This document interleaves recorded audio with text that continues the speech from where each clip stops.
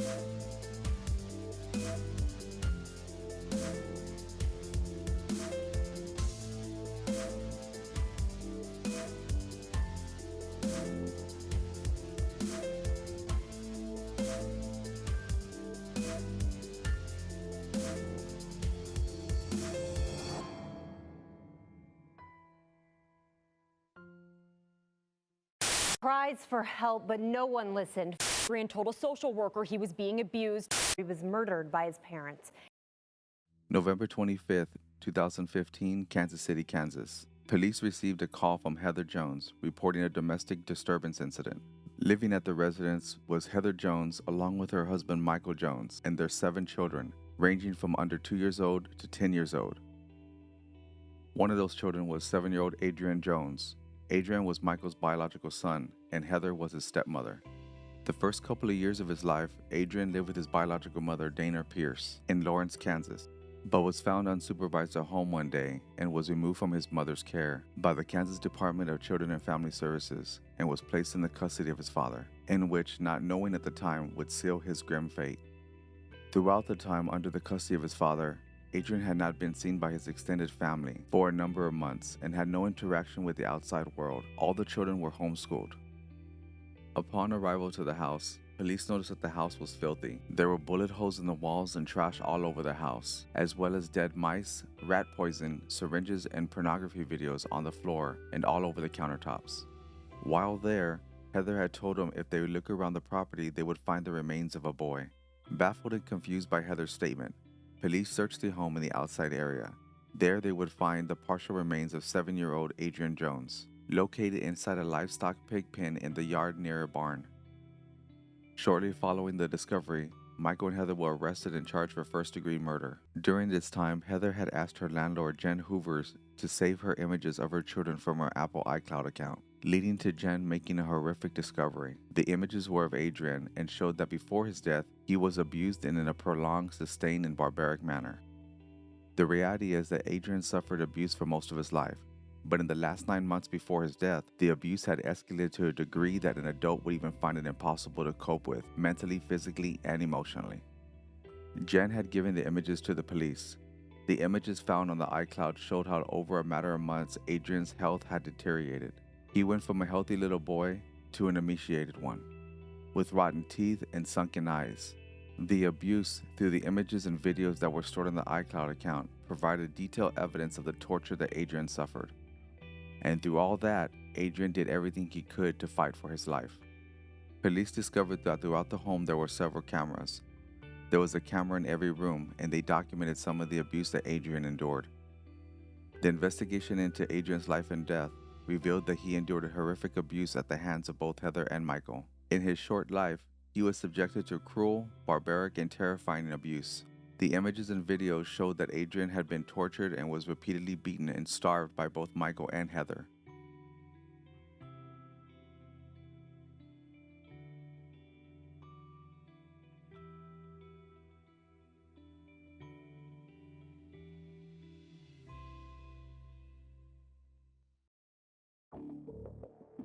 Adrian was punished if he tried to eat food. The abuse included Adrian being forced to stand alone for long periods of time, with his hands in the air, and forced to stand in stress positions.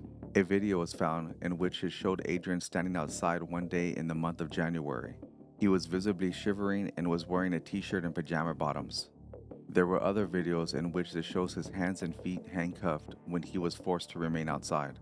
Other forms of abuse involved Adrian being strapped to an inversion table and blindfolded. When Adrian was allowed to stand, if he wasn't shackled, Heather and Michael attached cutting boards to his tiny body to prevent him from being able to sit. There was a makeshift prison cell inside the house. Images found in Heather's iCloud account showed Adrian with a bloody and bruised mouth and his hands were swollen, when he had tried to bite his way through the makeshift prison cell, trying to escape. In one of the videos, Adrian was forced to eat from a bowl with his mouth that contained applesauce and bugs with dirt. Heather and Michael even went to the extreme of placing sensors and alarms around the house to notify them if Adrian ever tried to attempt to get food without their knowledge, resulting in Adrian being severely punished, and at times was forced to stand neck-deep in filthy water in a freezing swimming pool overnight. Adrian's health had deteriorated so badly that he did not have enough strength to stand or lean up against a wall. In the last days of his life, he was confined to a white tiled shower stall, stripped naked and strapped to a chair, and that is where he was left to die. Police believe that he was left in the shower stall for 2 weeks after he died. One of Adrian's siblings told police that he would hear Adrian screaming through the vent, saying, "I am going to die," in which Heather would respond, "Suck it up." After his death, Heather and Michael bought pigs and intentionally did not feed them for a period of time. They then threw Adrian's body into the pen, to which police later discovered the remains. The investigation into Adrian's murder revealed that it wasn't just Heather and Michael that led down Adrian in his short life. Records in both Missouri and Kansas revealed several reports and calls were made that informed social services and child welfare agencies of the abuse that Adrian suffered. Yeah, there's a lot of information in these 458 pages. And now, after learning Adrian told a social worker he was being abused, there are so many questions as to how he remained with his killers. Multiple hotline calls and visits to the home in Plattsburgh. 7-year-old Adrian Jones told a social worker more than once he was being abused by his dad and stepmom, Michael and Heather Jones. This stack of documents reveals troubling information and apparent red flags that Adrian was in danger. In 2013, Adrian told a social worker his dad would kick him in the head and punch him in the stomach, adding that little bones come out. But a physical exam showed no indication of abuse, so Adrian stayed in Michael and Heather's care. Adrian also told a social worker he was locked inside his room at night, something Michael and Heather admitted to. But because the couple claimed Adrian had threatened to harm them and his siblings and said they took Adrian to 2 mental hospitals for help, they were simply told to remove the lock. While the social worker documented the agency could not ensure Adrian's safety, he remained in the home. Then in February 2014, Michael told a social worker he was at his wit's end and thought his son would be better off in state custody. But that worker told him he'd be charged with abandonment. Heather said they couldn't have that charge on their record. Adrian stayed with his parents. 1 month after that conversation, Adrian's caseworker was contacted by a psychiatric hospital staff member who said Adrian was dropped off days ago and mom and dad haven't even called. Heather tells the social worker at this point they'd take the abandonment charge. Hospital staff tells the social worker Adrian is an easy kid and doesn't have any behavioral problems, and alludes to the idea that Mike and Heather are the reason Adrian might act out at home. Still, Adrian goes back into Michael and Heather's custody. Heather and Michael were allowed to have Adrian back, provided that they follow an aftercare plan, which would never be followed and would lead to his death a year later. At the trial, the prosecutor said that Adrian's death was one of the most horrendous crimes that they had ever seen in 27 years as a prosecutor.